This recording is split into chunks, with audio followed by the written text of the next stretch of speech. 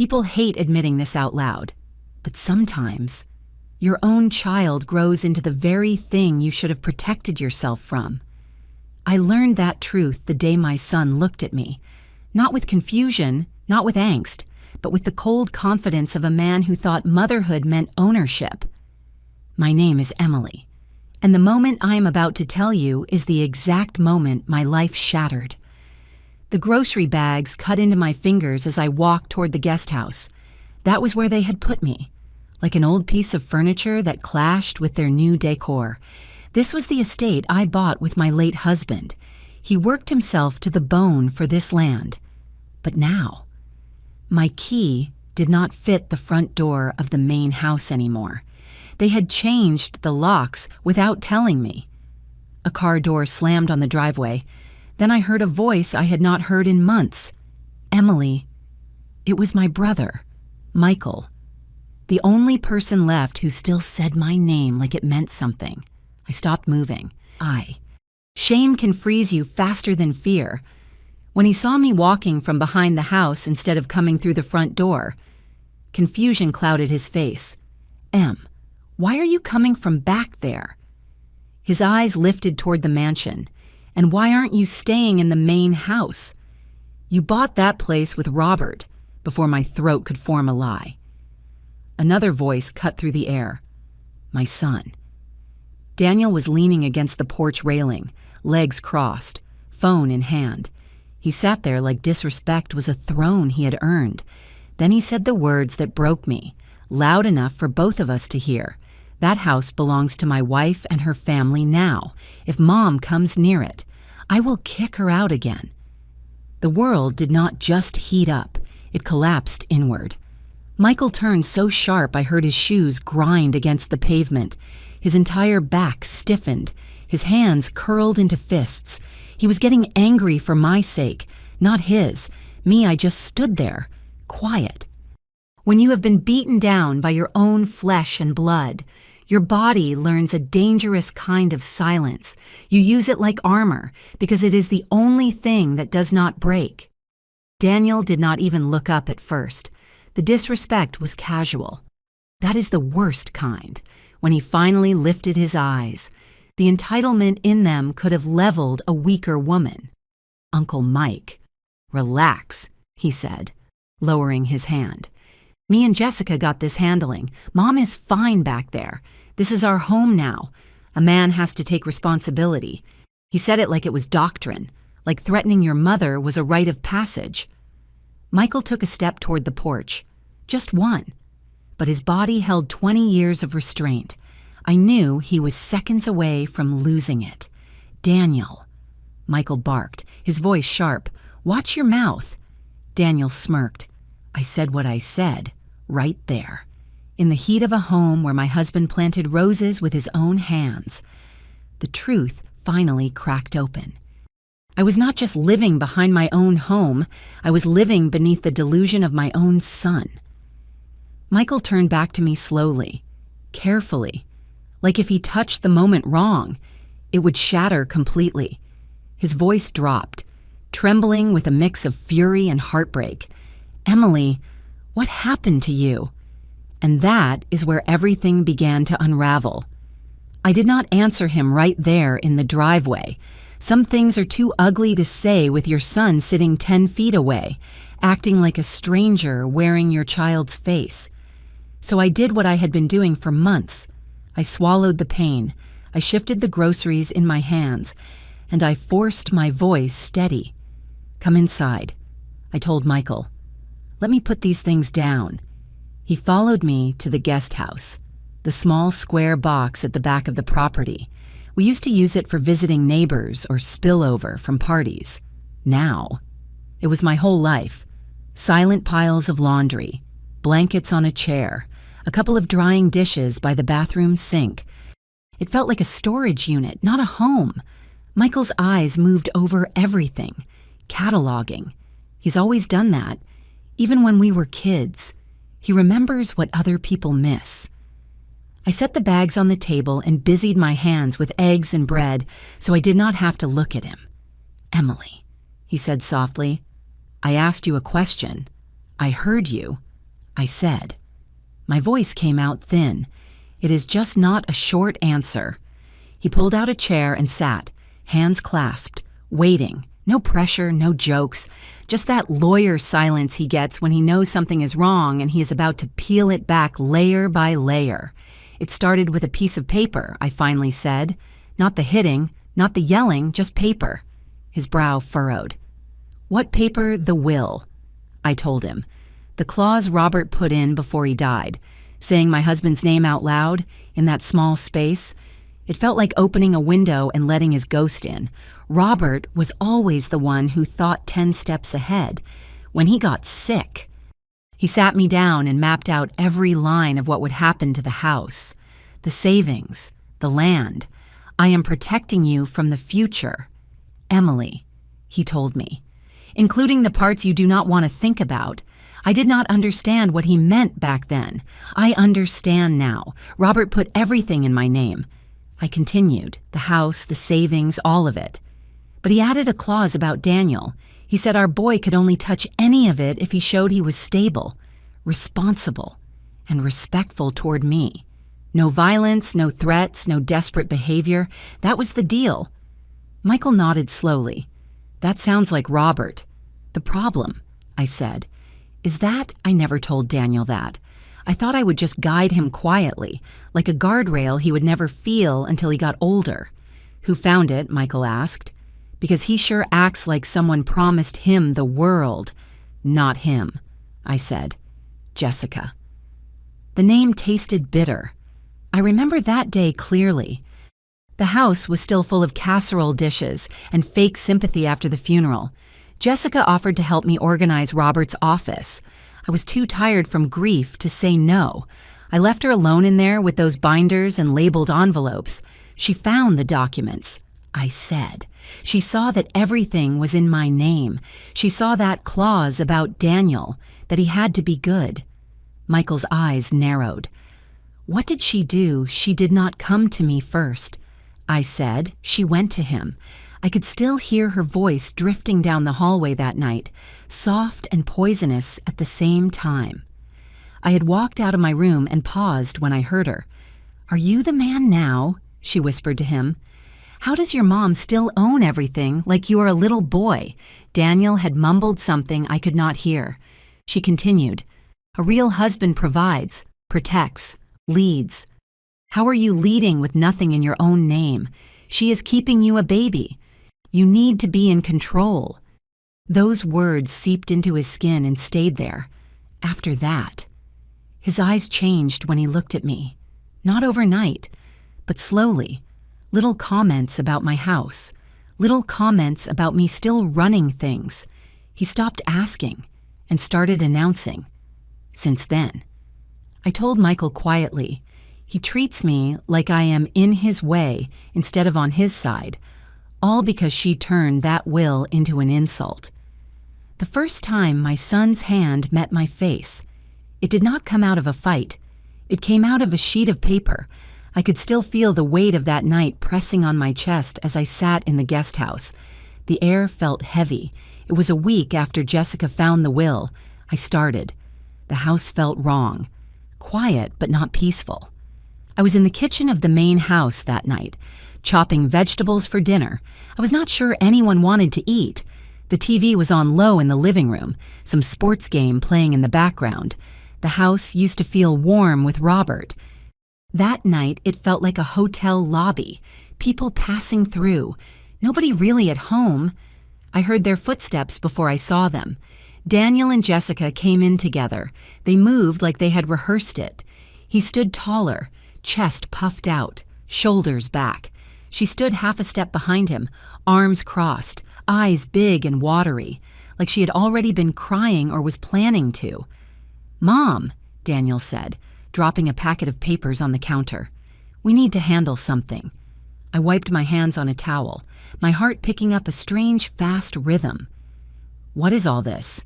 "Just a temporary property release form," he said, "so I can manage things better. Taxes, insurance, all that. Jessica's people said it would make things easier. You are still here, but legally. I do the heavy lifting, like a man is supposed to." He said temporary like he was doing me a favor. But the words did not match the tension in his jaw. Jessica stepped closer, her voice soft and shaky. Mama Emily, we are just trying to build, start businesses, make investments. We cannot do anything big with everything stuck in your name. It is slowing us down. It is stressing Daniel out. He is not sleeping. Her eyes glistened, but I have lived long enough to know the difference between tears and performance. Still, the tears make you doubt. They make you wonder if you are the villain. I picked up the papers. The words blurred a little. Legal phrases I did not recognize. Sections highlighted in yellow. My name, his name, the property address, around the middle. I saw a transfer of authority clause. My fingers started to tremble. I do not understand this, I told him calmly. Your dad already prepared everything. There is no rush to change anything. Daniel's jaw clenched. My dad is dead. He stepped closer. I am the man now. I should be doing this. Why do you have to control everything, even from the grave? That word, control. It came straight from Jessica's mouth. I could hear her voice in his. I am not signing anything I do not understand, I said, pushing the papers back toward him. You want to manage something, we can sit down and talk about it. But this? Number Jessica's breath hitched like she had been slapped. She put a hand to her chest. See, she cried out, I told you. She does not trust you. She would rather keep you small than let you be who you are. He turned to her, eyes swimming with pain and pride fighting in the same space. That is not what she said. She cut me off. Do not twist my words. Jessica turned up the volume, tears flowing freely now. I am just trying to support my husband, she sobbed. We are drowning and you are standing on the shore hoarding the lifeboats. My head started to pound. Daniel, we are not drowning. The bills are paid. The house is secure. There is money in the trust. You are not hurting. You are impatient. His face went red. So you do not think I can lead my own family, he shouted. That is what you are saying. I am saying you do not have to rob your own mother to prove you are a man. I shot back. The room went silent. That single word, rob. It hung in the air like smoke. His hand moved before my mind could catch up. 1 second, he was standing there. The next, my face exploded in a hot white flash. The sound of the slap cracked through the kitchen. My head snapped to the side. My hand flew to my cheek by instinct. I tasted metal. There was no camera, no neighbor, no witness, just the three of us and the echo of his palm against my skin. Jessica gasped, but it was a small sound, like she was surprised he actually did it, not that he was capable of it. Daniel's chest heaved, eyes wide, like he was as shocked as I was by what his body had decided to do. We stared at each other, mother and son, with something broken between us that could not be taped back together, slowly. I straightened up. I did not cry. The tears got stuck somewhere deep behind my ribs. I dropped my hand from my face and looked right at him. I am not signing, I told him calmly. Not now, not ever. Back in the guest house. My voice faded. Michael had not moved the whole time I was talking. His knuckles were white from gripping the table edge when he finally spoke. His voice was low and controlled, like he was containing an earthquake. You did not report him. Why I looked at Michael's hands instead of his face. Those fingers had signed contracts, argued cases, and pulled me out of trouble when we were young, now. They were just waiting for an answer I was not proud to give, because he is my only son, I said. The words came out small, but the truth behind them was heavy. I carried that boy in my body, in my arms, in my prayers. Part of me kept thinking the boy who slapped me was just a moment, not a monster, that if I waited, the son I raised would come back and remember who he was. Michael's fingers uncurled. Emily, I thought it was grief. I told him. His dad gone, money on the table, wife in his ear. I told myself he was confused, worried. I kept thinking if I stayed quiet, if I loved him through it, I could fix it. I did not want him to have a record. That felt too final. I just wanted my son back. That's silence, I said. That is what they used. I did not report it. I put makeup over the bruise and told my own heart to hush.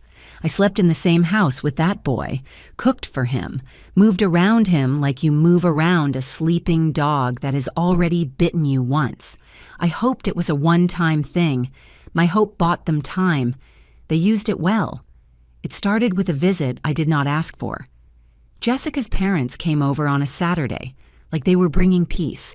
Her mom held a pie. Her dad carried a briefcase. Daniel is at work, Jessica said. She smiled too much when she said it. We thought we would sit with you. Her father walked straight to the recliner Robert used to love. He spoke with the tone of a man who talked his way into many rooms. We know losing Robert has been hard. I sat on the edge of the sofa, hands clasped in my lap. I am managing, I murmured. He nodded like he believed me. We can see that. You are strong, always have been. That is why this conversation is so important. Jessica's mother placed the pie on the table and never touched it again. She just watched me, eyes soft but clear. What conversation, I asked, keeping my voice steady. He opened the briefcase. The same kind of papers Daniel had thrown on my kitchen counter. Different font, same intent. My name, the property address. Language about transferring management rights so Daniel could lead the family forward. You and my son-in-law are at a crossroads, he said. He is trying to step into manhood, provide, lead, but he feels blocked. I felt my back stiffen. Blocked how? By a structure that no longer fits, he answered smoothly. Everything in your name, nothing in his. It makes him feel like a child, and a man who feels small in his own home. That is a dangerous thing, not just for him, for everyone. He let that sit there. Not a threat. No, just a suggestion of what might happen if I did not make it easier. We are not trying to take anything from you, he said. This is about trust, legacy. A good mother lets her son lead when it is time. Those words dug into my skin. I heard my own mother in them. The way she preached about letting boys be men, even when they were wrong. I thought about Robert's arms, the way he held my hands and said he wanted to protect me. Then I saw Daniel's face the night he hit me, pained, angry, scared. Maybe, I thought, if I make it easier. He won't feel the need to push so hard. Maybe this is the way back to the son I knew. Jessica's mom leaned forward. You have done your part. Miss Emily, she said softly, you built it. You sacrificed. Now it is his turn. Do not let fear make you stingy with trust. Fear. The word stuck in my throat because she was not wrong. I was scared. Scared of losing the house. Yes. But more scared of losing my only child completely. My fingers trembled as they slid the paperwork toward me. There was no yelling, no hitting. No threats I could repeat to a judge. Just a living room full of words about love, about trust, and letting go. I did not read every line. My eyes caught words like temporary, manageable, revocable. The rest blurred. My heart screamed no. My shame screamed yes. My fear sat there heavy, pushing me toward whatever would stop the noise. My hand moved. I signed it. Back in the guest house. I finally lifted my eyes to Michael. Saying it out loud made me feel cold and exposed, like I had handed him the proof of my own failure. He did not yell. He did not move. He just looked at me for a long, hot second, his lawyer brain and his big brother heart colliding on his face. When he finally spoke, his voice was low and sure.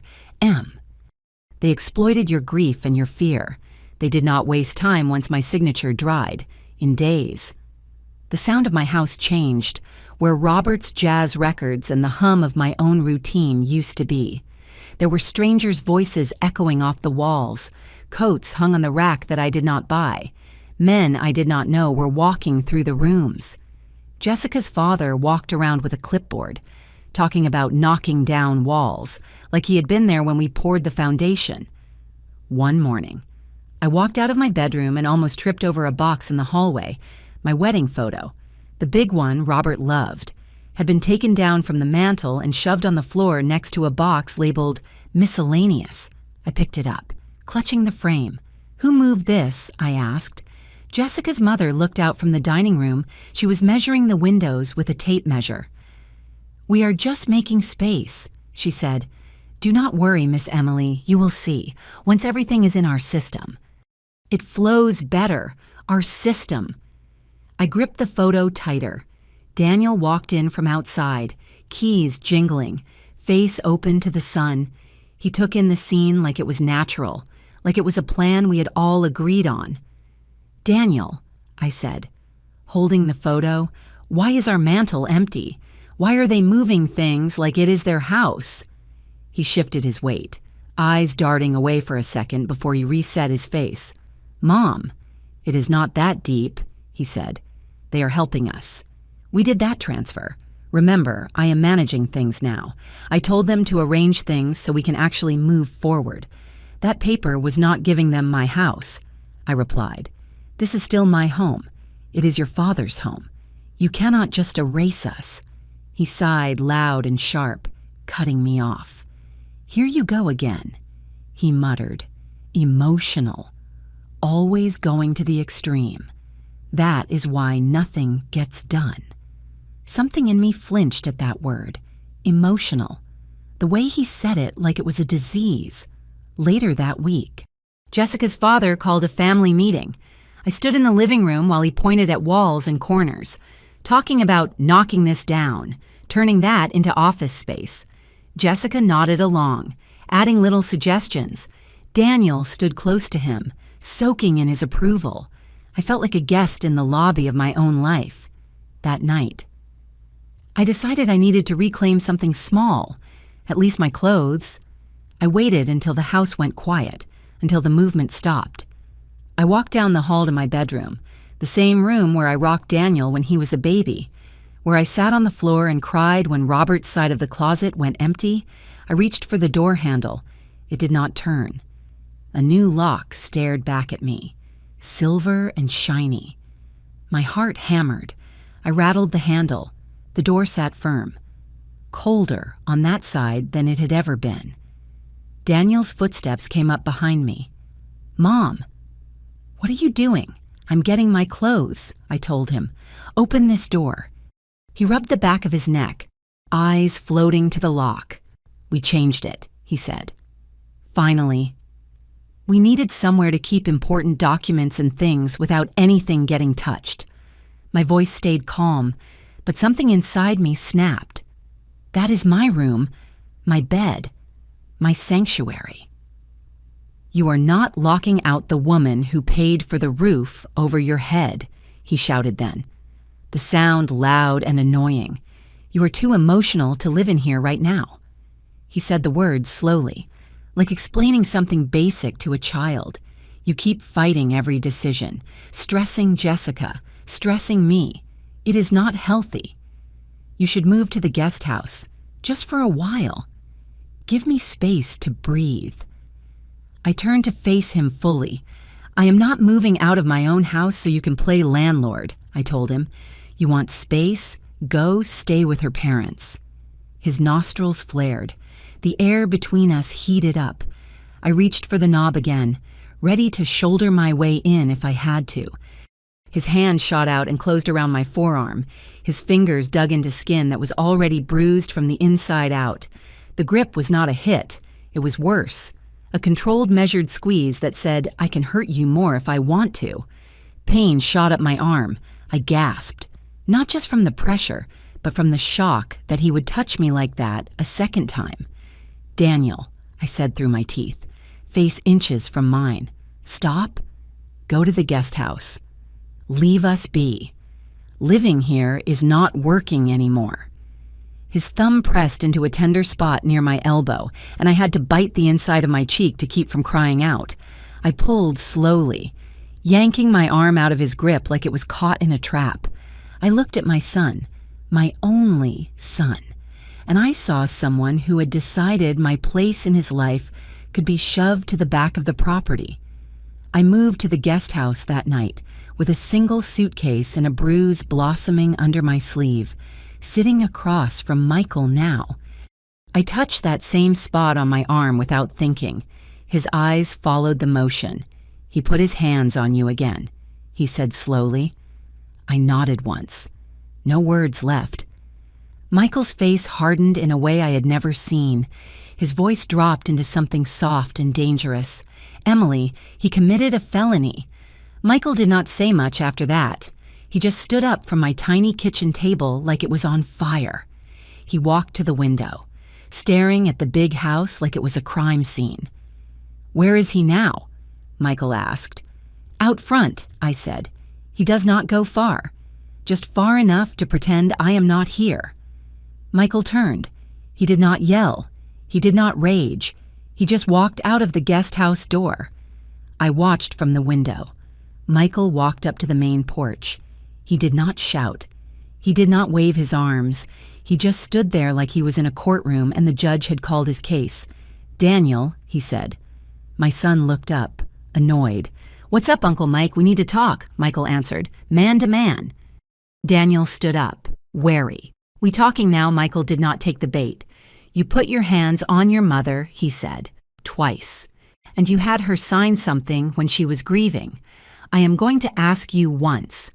Do you understand how wrong that is? I could not hear every word from where I stood, but I could see the shift in Daniel's face. The casual look slipped for a second, then hardened into something else. Defense, pride, challenge. You are not here, he said, his voice loud enough to reach me. You do not get to tell me how to run my house. My house. There it was again. Michael's shoulders stayed relaxed, but I knew that posture. He was tightening on the inside. It is not your house, he answered evenly. You know that. Your father put it in your mother's name for a reason. Robert trusted you, but he trusted her more. And this is how you repay both of them. Daniel laughed once, sharp and humorless. Robert is gone, he said. He never called him Dad when he was trying to make a point. And that paper Mom signed says I am running things. You are a guest here, same as her. I flinched. Michael took a step closer to the stairs. That paper is fraud, he said, signed under pressure. After you had already hit her. If a court sees that, it won't go the way you think. You could lose more than this house, Daniel. You could lose your freedom. Something flickered in my son's eyes, a flash of fear quickly buried. He glanced toward the front door, like checking if Jessica was listening. You think you can just come in here and start throwing court words at me? He snapped. You've been gone for years. You do not know what me and my wife been dealing with. We trying to build something and Mom keeps stepping in like she is the only one who ever struggled. Michael shook his head slowly. She is not stepping in, he said. She is being pushed out. There is a difference. Daniel stood up now, closing the distance between them. Listen, he said, voice low and dangerous. Whatever problem you think you're going to create here, don't touch any paperwork. Open your mouth to anybody, and I will say, Mom attacked Jessica first. I will say she is unstable. Old folks snap all the time.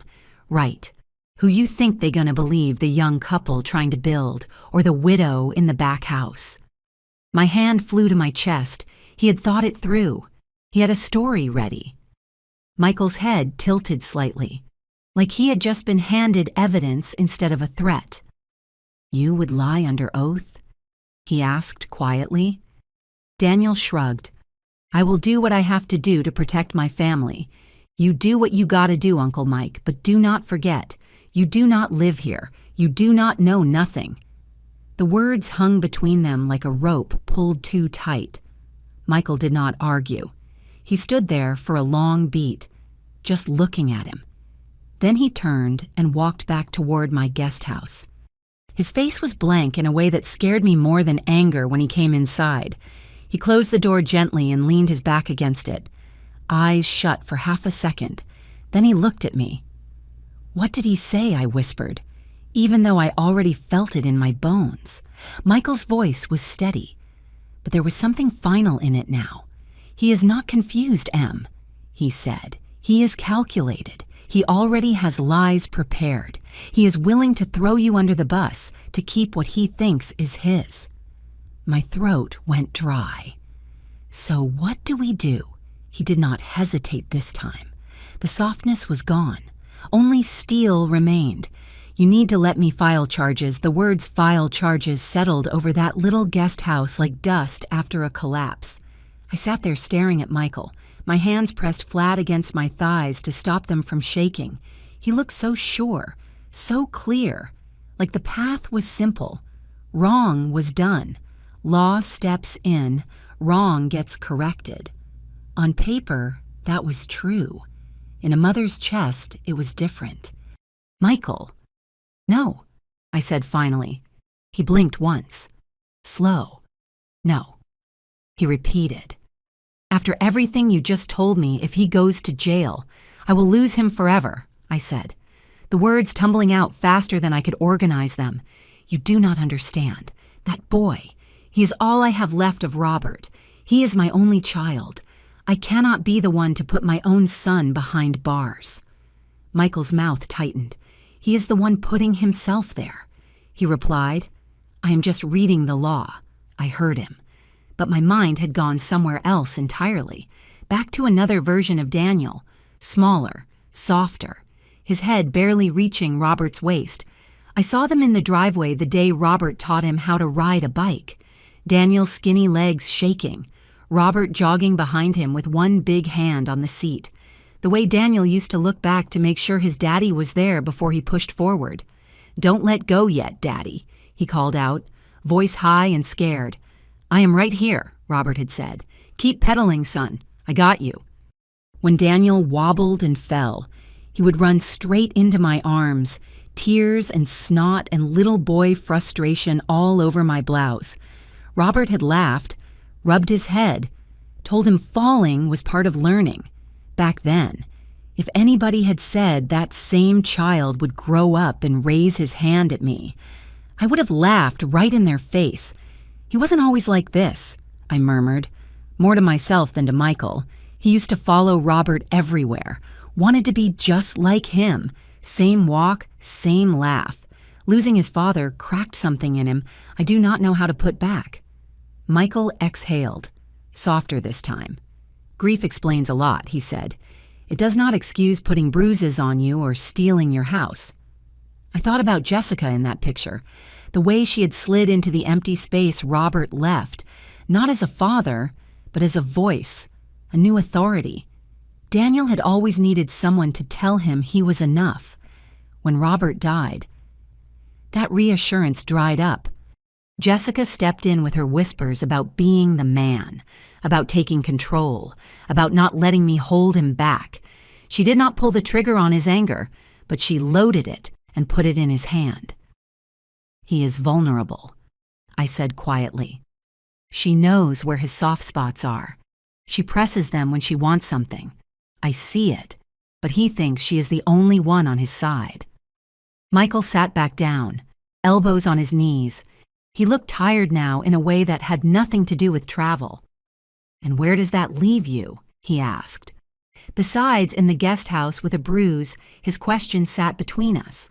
I did not have a good answer, only a mother's instinct to protect the same child who had become her danger. "I need a little more time," I said. "Please. Let me talk to him when he calms down. Let me try one more time. If you file charges now, he will see me as the enemy for the rest of his life. I cannot carry that." Michael rubbed his hand over his mouth, eyes closing briefly. "Emily, the longer you wait, the more ground you lose," he said, "legally and emotionally. People like Jessica's family count on that. They count on you loving him more than you love yourself." I swallowed hard. "I do love him more," I said. "That is the problem. I am not ready to choose myself over him. Not yet." The honesty of that hurt. Saying it out loud made me feel small and foolish and human all at once. Michael stared at me for a long moment, then let out a slow breath. "All right," he said finally. "I won't file anything today, but I am not promising to sit on my hands forever. I am going to start documenting dates, details, everything you have told me, because when this breaks, and it will, I need to be ready to move fast." I nodded, relief and dread tangling together in my chest. "Thank you," I whispered. "Just give me a little space to see if my son is still in there somewhere." He shook his head, not in disagreement, but in weary understanding. "You are still hoping for the boy on the bike," he said. "But the man on that porch is the one the law sees." The sun had dipped lower by then, turning the window glass into a dark mirror. I stood and moved to the sink, needing something to do with my hands. That was when I heard it, a crash from the main house, then Daniel's voice, louder than I had heard it in months, ripping through the quiet like a storm tearing open a roof. "Jessica, stop playing with me," he yelled, words sharp and ragged. "You think I am stupid." Another thud, a sharp muffled cry. The cup slipped from my hand and clattered into the sink. Michael was already on his feet, eyes locked on the big house. The violence hadn't stayed on me. It had moved. It had spread. After that night, the yelling, the thuds, Jessica's muffled crying. Something in the house shifted from disrespect to open occupation. They stopped pretending it was still my home. From the guest house window, I watched a locksmith truck pull into the driveway 2 days later. A man in a uniform got out with a toolkit and followed Jessica's father to the front door. I pressed my palm against the glass as I saw them change. Not just one lock, but every lock he pointed at. Front door, side door, even the door that led from the kitchen to the backyard. The keys in my purse turned to decorations in that moment. I tried one later, just to be sure. I walked up to the back door in the late afternoon when the yard was quiet. The knob did not give at all. My key slid in and turned, but nothing clicked open. It was like the house had developed its own opinion about me. I stood there, fingers resting on the cool metal, listening. I could hear faint footsteps inside, a TV somewhere, the soft clink of dishes, life happening without me in the home I had bled for. I did not knock. Pride would not let me. I just stepped back and walked around to the guest house, feeling smaller than my own shadow. A few days after that, the boxing started. It began with the hallway closet. I came by to drop off mail that had mistakenly landed in my box instead of theirs. The front door was open, the screen pulled shut. I could see Jessica's mother in the hallway, pulling my coats off hangers, the ones Robert bought me over the years, folding them without care into cardboard boxes. "Excuse me," I said, forcing my voice polite. "What are you doing with my things?" She glanced up, not startled at all. "We are decluttering," she answered, "setting up a better system. We are putting your items aside so they do not get in the way. Do not worry, Miss Emily. They are safe, in the way of what I asked." She did not answer, just taped one box shut and reached for another. I walked a little farther in, heart beating too fast, and saw more boxes lining the wall. Some were labeled decor, others old stuff. A few had my handwriting on them, Christmas photos, Daniel's school things, mixed with new ones somebody else had named. I caught sight of a framed picture of me and Robert on our 25th anniversary, half wrapped in newspaper, the glass smudged. That image of us grinning in front of the very house they were stripping made my throat tighten. "Where is Daniel?" I asked. "Busy." Jessica's voice floated from the living room. She appeared a moment later, wiping her hands on a cloth like she had been working hard at something important instead of dismantling my life. "We are just trying to streamline things, Mama Emily. The house was stuck. This way, everything is cleaner. Fresh energy, fresh energy. That is what she called erasing me. I did not fight. Not then. I felt like I was watching a flood from the roof. Too much water, no buckets big enough. It was when they got to Robert that the water finally reached my neck. Michael had gone to town that morning to handle some work calls, leaving me with a pot of soup simmering slow in a quiet I could not settle into. I wandered toward the main house, drawn the way you walk back to a grave you have already visited. The front door was propped open again. I stepped just inside the threshold, not crossing too far, and there it was. The dining table covered in items pulled from Robert's study. His cufflinks, his old watch, a stack of papers, a box I recognized immediately, dark wood with a small brass latch, his military medals. Jessica's father was standing over the table, sorting things into piles. He picked up the box, flipped it open, glanced inside, then snapped it shut with a look that said it meant nothing to him. "We do not need all this old junk," he muttered to Jessica's mother. "Most of this can go. No use leaving dead weight around." Before I could stop myself, I was across the room. "Put that down," I said, voice shaking. They both turned, surprised to see me that far inside. "That is my husband's," I said, pointing at the box. "Those are his medals. You do not touch that." Jessica's father rolled his shoulders like he was loosening them after lifting something heavy. "These were in a drawer," he said. "Nobody mentioned them. We are cleaning out things that do not serve the new arrangement. Old symbols, old energy. Those are not symbols I snapped. That is his service. Years of his life in that box. Put it back where you found it." He hesitated, then shrugged, irritated. "We can keep them in storage if it matters that much," he said. "But they do not need to be front and center. We are building a new legacy now. New legacy." He turned toward a large trash bag at the corner of the room, and for one terrible second, I saw his hand tilt like he was going to drop the box in.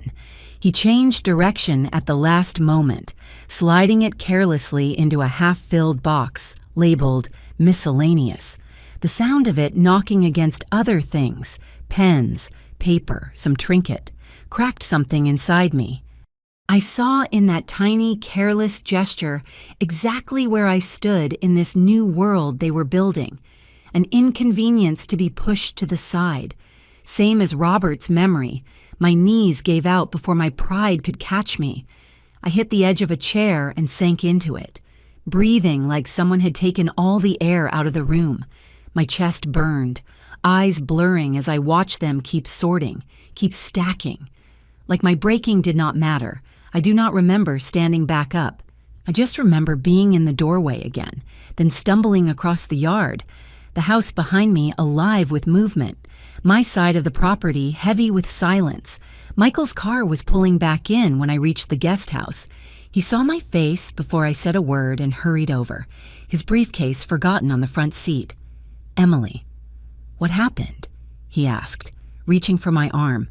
I looked up at him, vision hot and watery, and for the first time since all this started, I did not try to soften anything. "File whatever you have to file," I whispered.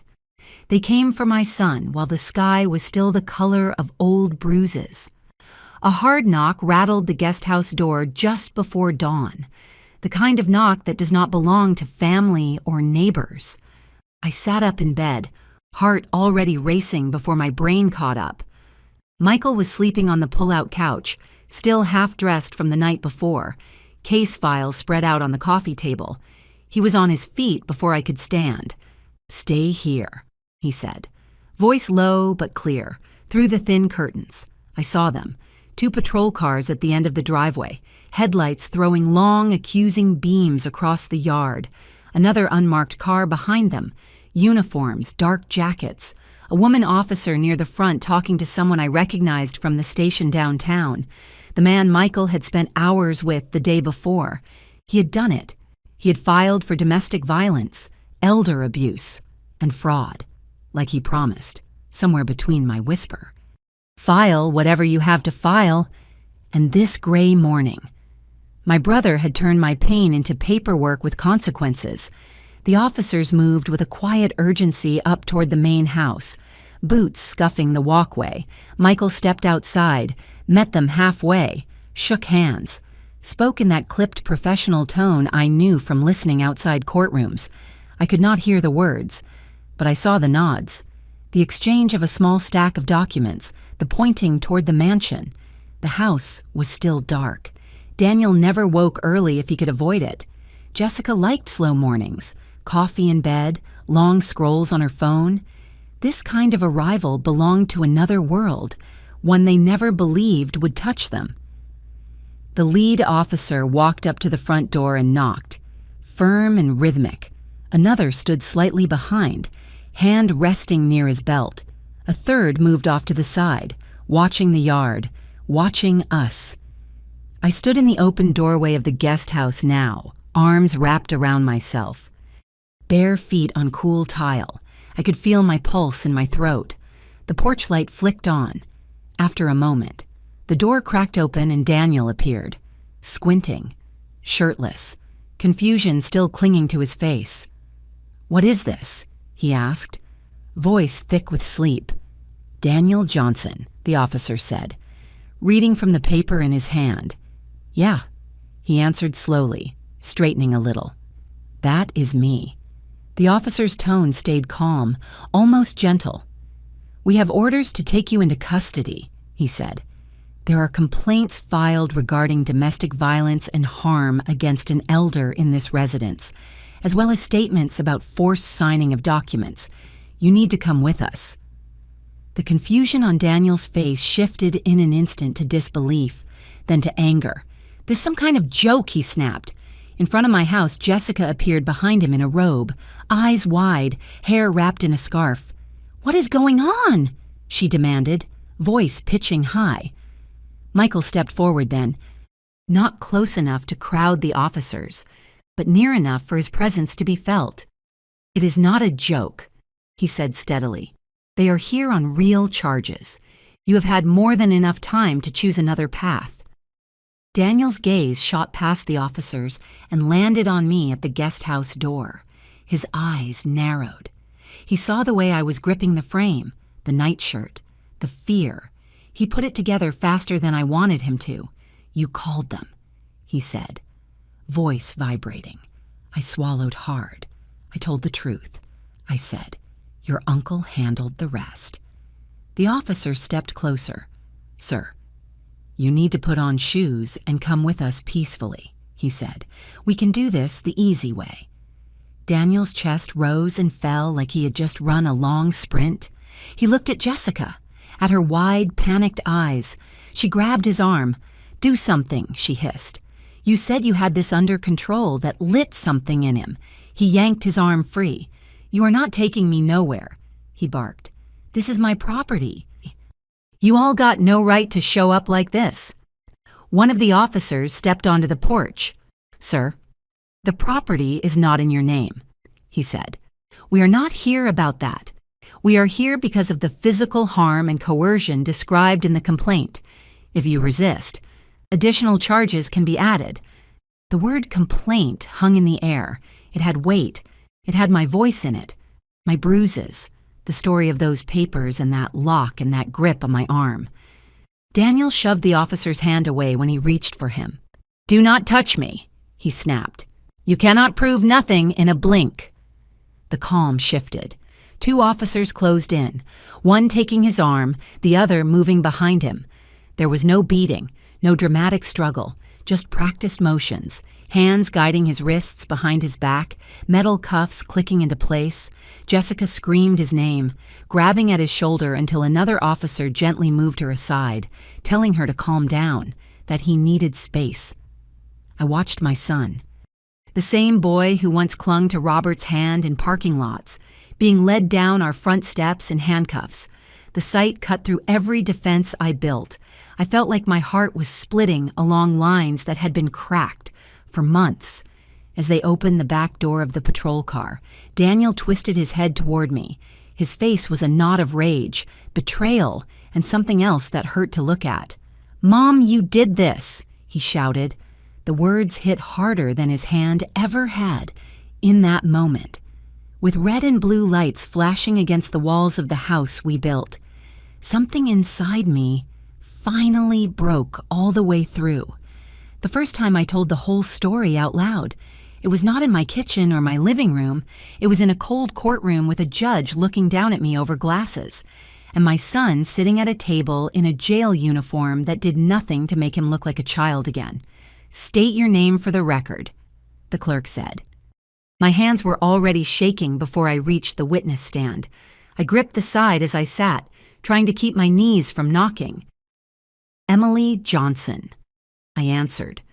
My voice sounded thin in the big room, but I kept going. I had come too far to turn back now.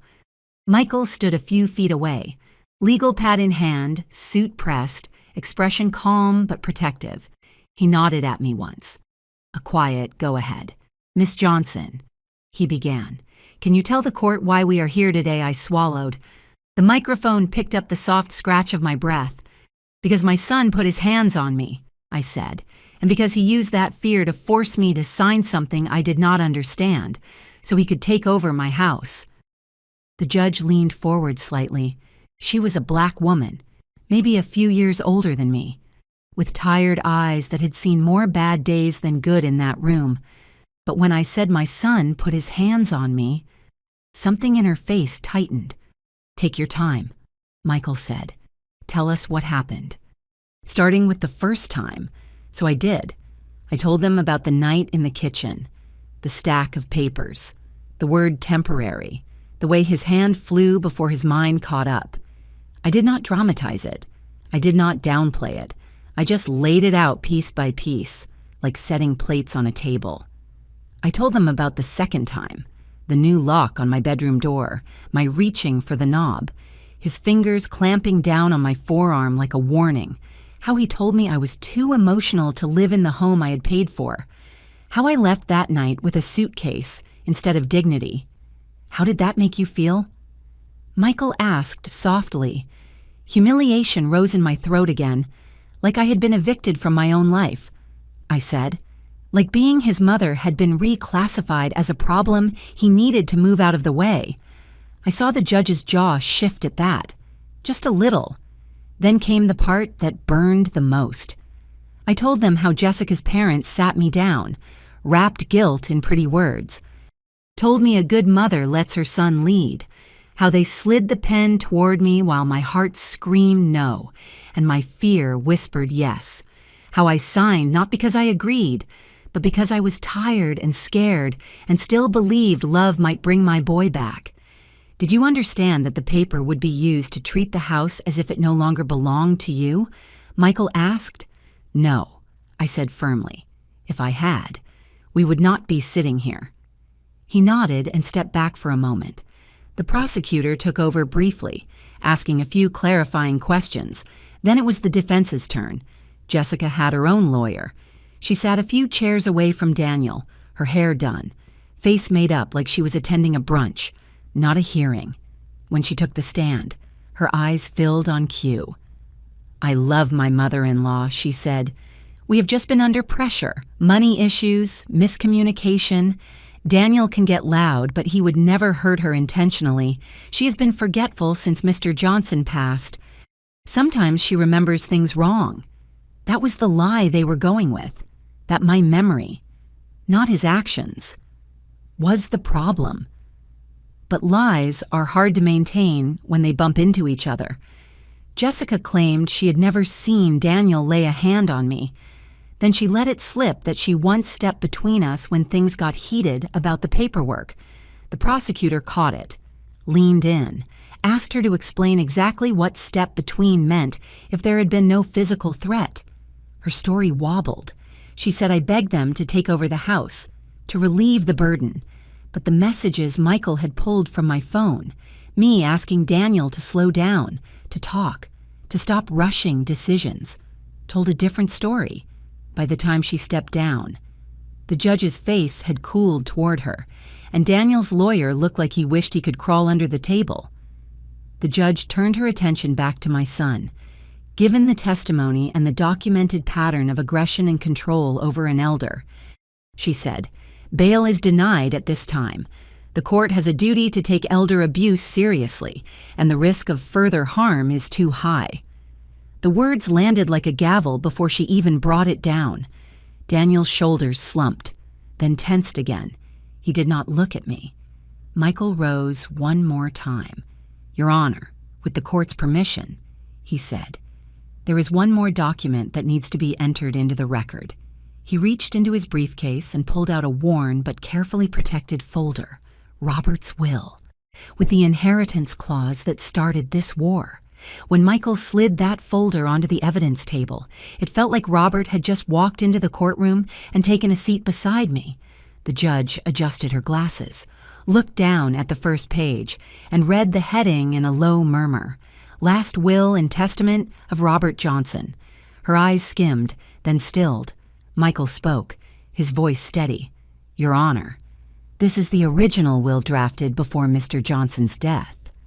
It establishes ownership of the marital home and includes a specific clause regarding their son, Daniel. My fingers pressed against my skirt, smoothing wrinkles that were not there. I had seen those papers before in the safety of a bank office, with Robert's hand over mine. Seeing them now under fluorescent lights and the weight of law made my chest ache. The judge flipped to the clause Michael had flagged. Read it aloud, she instructed. He nodded. Yes, Your Honor. He cleared his throat. Any inheritance or property access granted to my son, Daniel Johnson, is strictly conditional. He must demonstrate emotional stability, financial responsibility, and respectful conduct toward his mother. Any act of violence, coercion, or intimidation toward her immediately voids his access to my estate. The room went quiet in a way no church ever has. Even the air listened. Michael set the paper down. Gently. Your Honor. He continued. We've already heard testimony of multiple acts of physical aggression, coercion, and calculated control toward his mother, under Mr. Johnson's own terms. Daniel disqualified himself before he ever tried to claim authority. Legally and morally, he had no right to treat this house or this woman as his property. The judge leaned back, eyes lingering on the page. I watched her mouth tighten, watched her tap the pen slowly against the bench. As she thought, that pen tap was a countdown for Daniel's illusions. At the defense table, my son stared straight ahead, jaw clenched so tight a muscle ticked near his temple. I could not tell if he was hearing the words or if his mind had already built a wall around them. Jessica, though. Her reaction was different. Her eyes flicked from the judge to Michael, to the paper, then to Daniel. Her face shifted in tiny telling ways, first confusion, then realization, then the kind of anger that does not come from love, but from watching an investment go bad. She had married a man she thought was the heir to a house, land, and whatever money Robert left behind. Now, in a few sentences, she was learning he never had guaranteed access to any of it. Every dollar, every brick depended on how he treated me, and he had already failed that test. Miss Johnson, the judge said, turning her attention back to me, did your son know about this clause? No, Your Honor, I said. We never told him. His father wanted it there as a safeguard, not a threat. Daniel only knew everything was in my name. Jessica found the clause. She used it to say I was holding him back. The judge's eyes moved to Jessica. You saw this document. Jessica wet her lips. I saw that it was in her name. She answered carefully.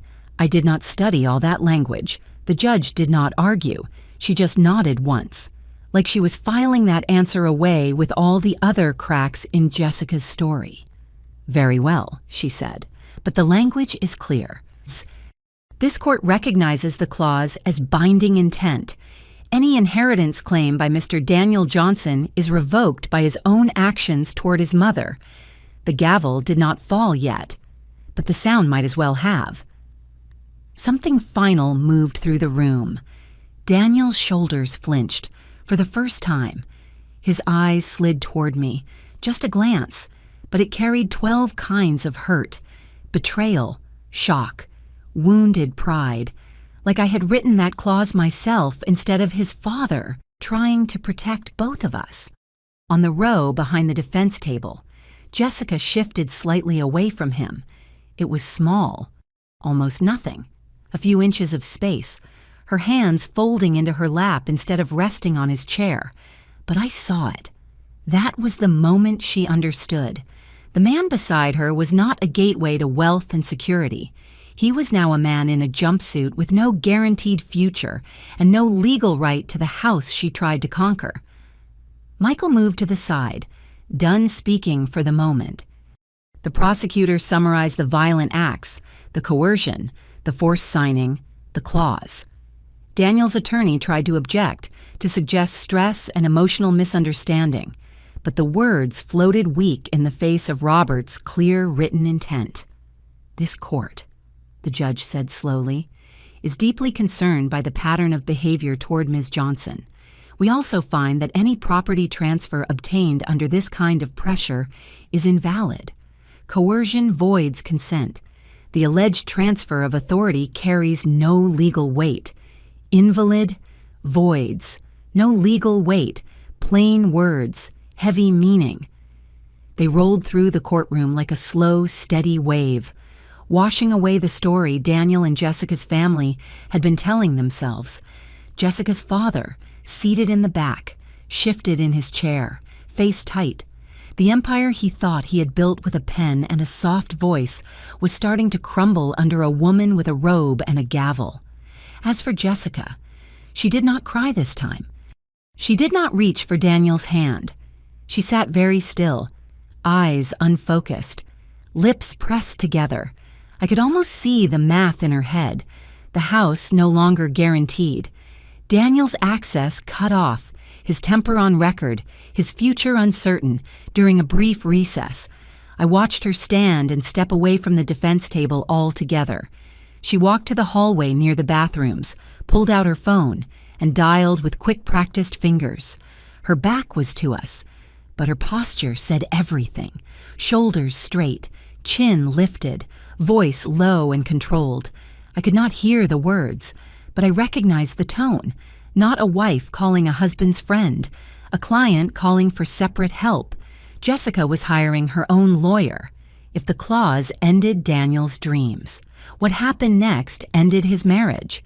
It started with a stack of papers Michael slid across the prosecution table, printed screenshots, neatly clipped together. I had seen some of those messages when they first came in, glowing on Daniel's phone while he smirked at the screen. Back then, I thought they were just couple talk. I did not know they were bricks in the wall going up between us. Your Honor, the prosecutor said, we would like to recall Mrs. Jessica Johnson to the stand. She had changed since the first hearing. The soft, innocent wife routine was gone. The makeup was sharper. The clothes more business than brunch. Her own lawyer walked beside her now, not Daniel's. They did not even glance at each other as she passed his table, once she was sworn back in. The prosecutor began gently. Mrs. Johnson, earlier you described your relationship with the defendant's mother as loving but strained.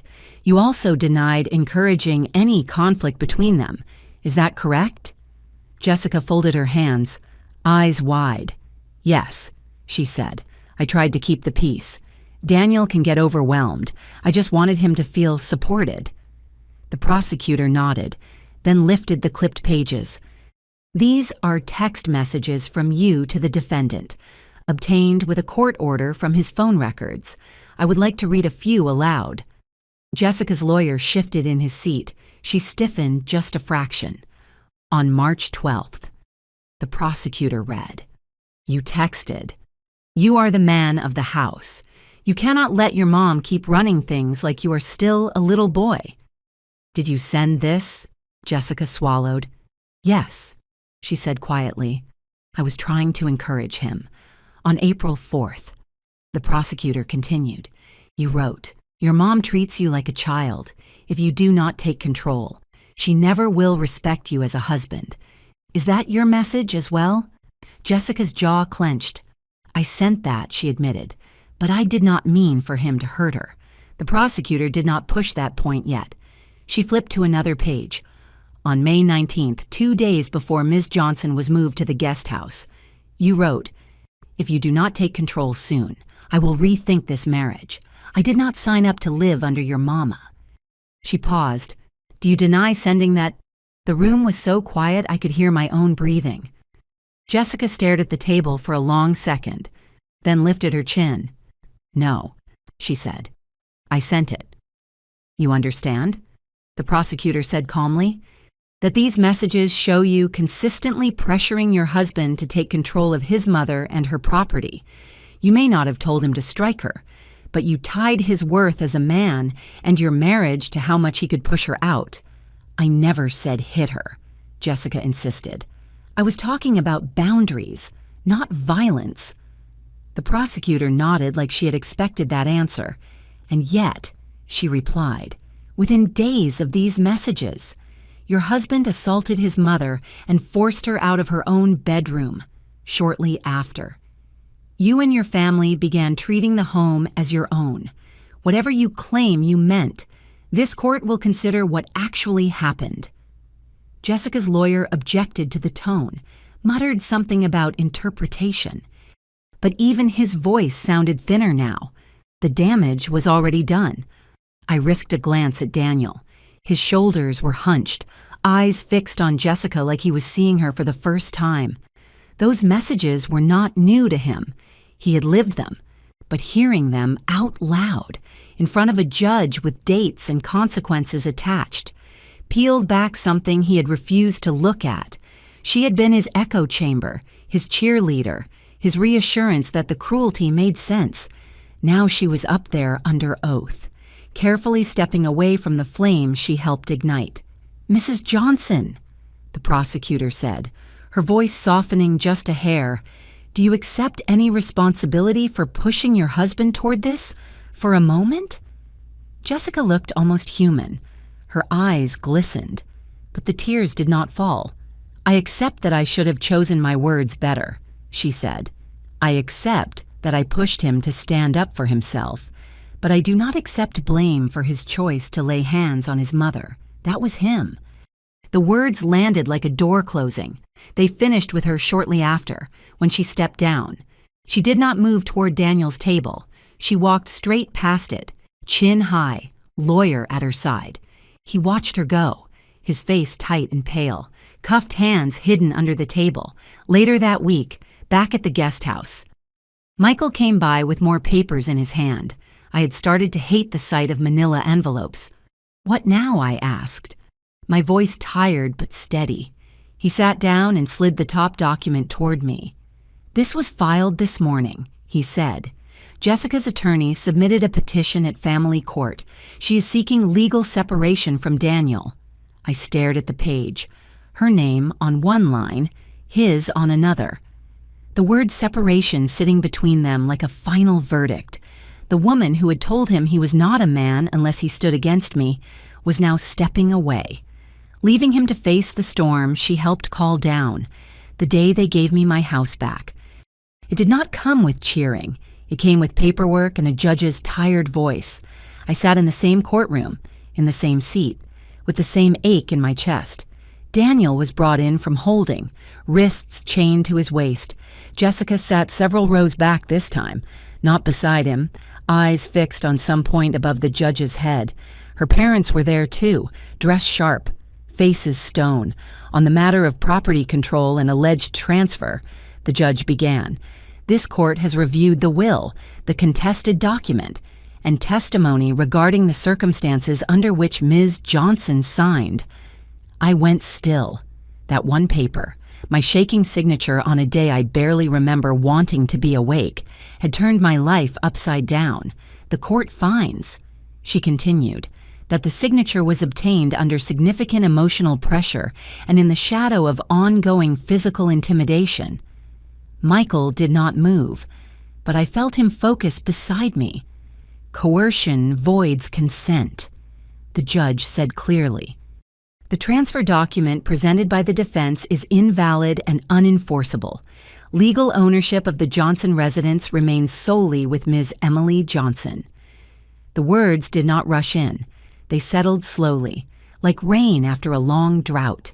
Mansion ownership restored. The house had always been mine on paper.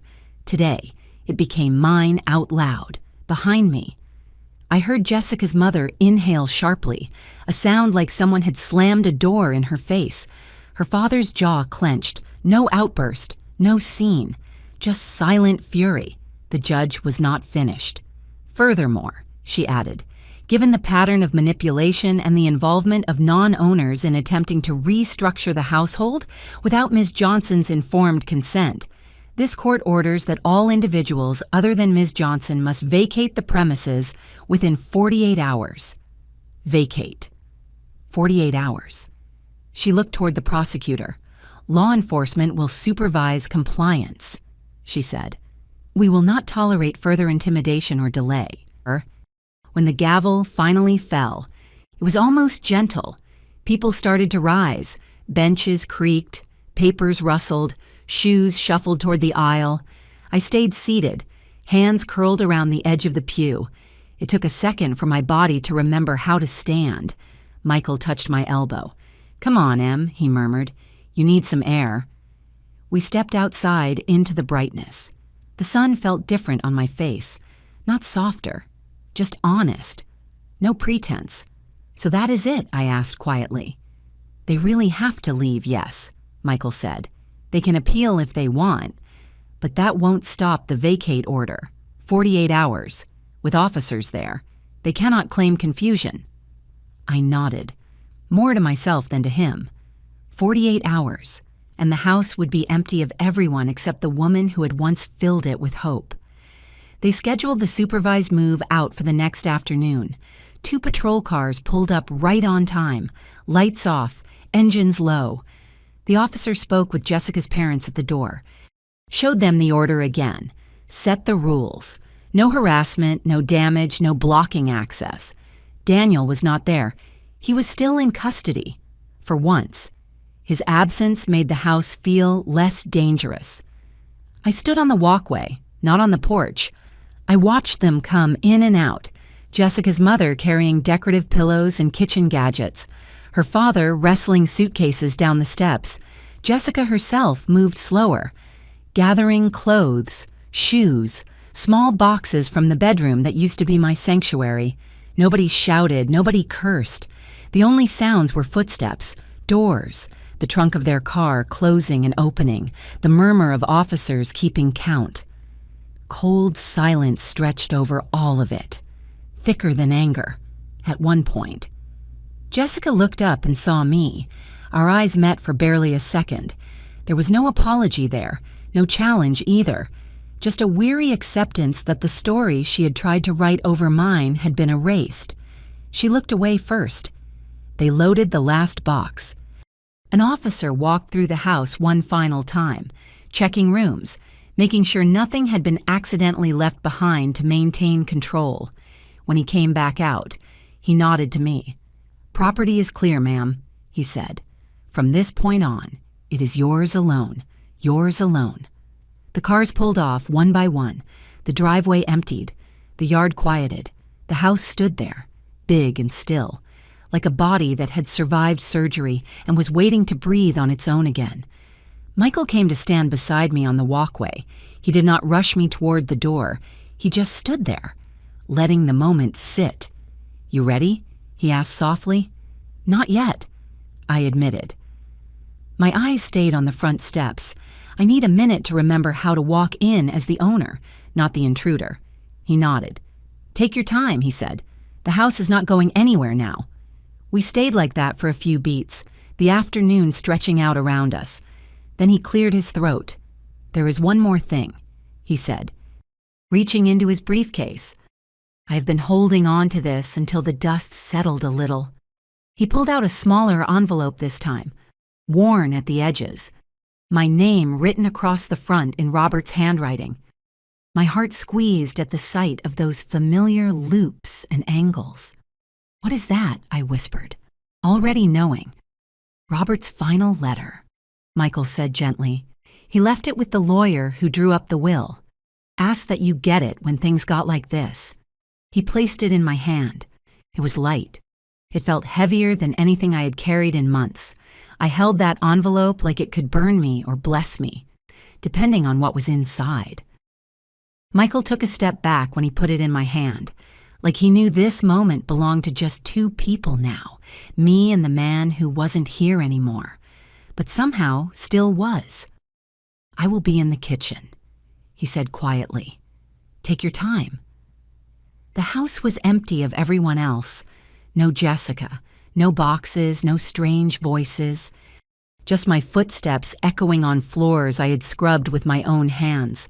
I walked into the living room and sat on the couch facing the mantel, where I had already put Robert's medals back in their proper place. The light coming in through the window caught on the brass, soft and steady. I looked down at my name on the envelope. He always wrote it the same way. Looped T strong, final stroke on the H. My throat tightened. For a second, I thought I was not ready. Then I remembered how much had already been taken without my permission. This, at least, he meant for me. I slid my finger under the flap and opened it. His handwriting stared back at me. Not typed words, not legal talk, just Robert. The way he wrote grocery lists and birthday cards. A little uneven when he got tired, strong when he was sure.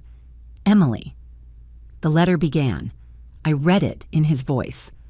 He told me he had started writing after the second time he caught Daniel talking about what is mine when you are gone, instead of how are you feeling today. He did not say it to cut our son down. He said it because he loved him enough to see the parts that scared him. I have seen something growing in him. He wrote, not evil, just entitlement.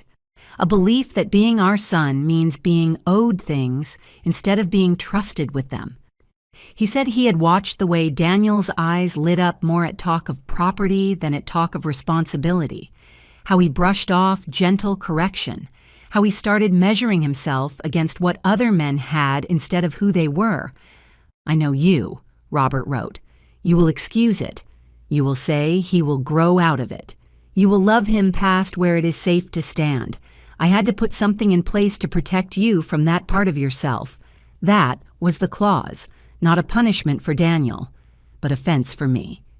He explained why he trusted Michael with the will, said my brother had a kind of backbone I sometimes refused to have when it came to our son, if things ever get ugly. He wrote, I need you to let Michael do what you won't let yourself do. Let him protect you, even from Daniel, if it comes to that.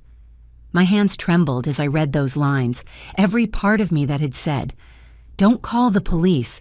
Don't file charges. He is your only child. Felt seen and gently challenged. Then came the part that broke me open.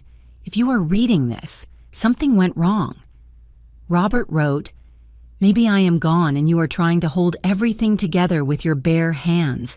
Maybe the boy I love forgot who raised him. Whatever happened, listen to me. Do not choose guilt over peace. Do not stay in harm's way because you feel bad for the person hurting you. A tear slipped down my cheek and landed on the paper, blurring one of his words. I wiped it quickly like I could undo the damage. My last wish for you. He wrote, is not that you keep this house at any cost. It is that you keep yourself. If that means saying no to our son, say no. If that means walking away from his chaos, walk. Do not let my memory chain you to suffering. I did not build this life so you could bleed inside it. By the time I reached the end, I was not crying from fear. I was crying because someone had finally given me permission to stop feeling like a traitor for saving myself. I pressed the letter to my chest and let the sobs come.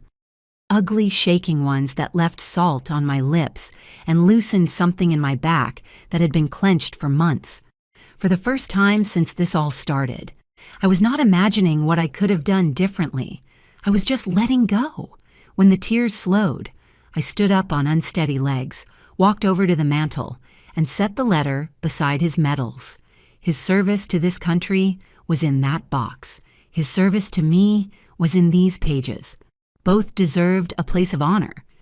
I was still standing there when Michael's phone buzzed in the kitchen. I heard him answer, voice low, then fall silent for a moment. He walked back into the living room, face unreadable. "Who was that?" I asked, my voice rough but calmer than I felt. He studied me like he was weighing how much to say, then chose the whole truth. "That was the jail," he said softly. "Daniel has put in a request. He wants to see you." The morning I went to see my son in jail, I put on clean clothes, slipped Robert's letter into my purse, and checked my face in the mirror. The woman looking back at me was not the one they pushed into the guest house. She stood a little taller. Michael offered to drive. I let him, but I told him I would go in alone. He nodded. "I will be right out here." The jail smelled like bleach and tiredness. A deputy walked me through the metal detector, past buzzing doors, into a row of glass booths. I sat, picked up the cold plastic phone, and waited. My hands were damp. But my spirit was steady. They brought Daniel out. The orange uniform stripped the performance off him. No porch, no patio chair, no phone in his hand, just my son, shoulders rounded, eyes restless, walking like the floor underneath him could not be trusted. He sat on the other side of the glass, lifted the receiver, and stared at me like I was a stranger he almost recognized. "Mom," he said finally, his voice cracked. "You look different." "I am," I answered. His throat bobbed. The words rushed out. "I am sorry for yelling, for putting my hands on you, for letting Jessica and her folks hype me up. I was mad at Dad for dying, mad at you for having everything in your name. I felt small. I did not know how to handle it. I messed up. Some of it was clean apology. Some of it was still leaning on feelings instead of choices. I let it sit. For the first time in his life. I did not hurry in to mop up his guilt. When I stayed quiet, he shifted in his chair. "I know you probably hate me," he muttered. "Jessica gone. Her parents acting like they do not know me. I lost the house. I lost you. I ain't got nobody left." "You are not completely alone," I said. "You have got God if you want him. You have got time. You have got chances." I let my voice sharpen just a little. "But you do not have the right to my body or my house anymore. Not like that. That part is over." He flinched. "So that is it, you done with me?" Once that question would have broken me wide open. Now I could feel Robert's words in my chest. "Do not choose guilt over peace," holding me upright. "I will always be your mother," I said slowly, "but I will never be your victim again." He closed his eyes like the sentence hit bone. A tear slid down his cheek. "Mom, I do not know how to fix this," he whispered. "That is not a quick thing," I told him. "That is years, with truth, with help, with you deciding you are done being the man who put his mama out of her own house." I took a breath. "I forgive you enough not to stand where you can hit me again. The rest is on you." He looked up, searching my face for the softness I used to hand him on a plate. I kept my shoulders square and my hands still. "You gonna come back?" he asked. "To visit I do not know," I said, because lying would have been its own kind of harm. "Right now. I need distance to heal. You need distance to grow. If one day those roads meet, we will see, but I am not promising you comfort while you are still dangerous to me." The hurt in his eyes was real, but under it, I saw something new trying to wake up, understanding, small and scared, but there. A guard tapped the glass. Time. Daniel pressed his palm against it. My hand twitched. Muscle memory wanted to meet his. I didn't lift it. I gave him a small nod instead. "Take this time seriously," I said. "Do not waste what it is costing all of us." I set the phone down and stood. I walked out without looking back. That was my last kindness to myself. Outside, the air felt wider. Robert's letter rested against my hip like a quiet hand. Michael was leaning on the car, watching the doors. When he saw my face, he did not ask a single question. He just opened the passenger side. The ride home was quiet, but it was not heavy. It felt like driving out of a storm. You finally decided to leave. We pulled into the driveway, my driveway. Michael squeezed my hand once. "You got it from here," he said. I stepped out and walked up the path I had once taken with my head down. Today my back was straight. No strange cars, no extra voices, just my house, waiting. I stood at the front door, pulled my key from my pocket and slid it into the lock. The turn was smooth. The click sounded like a soft yes. Then I opened the door and stepped into my mansion alone. No husband, no son beside me, but with my dignity, my power, and my peace finally restored.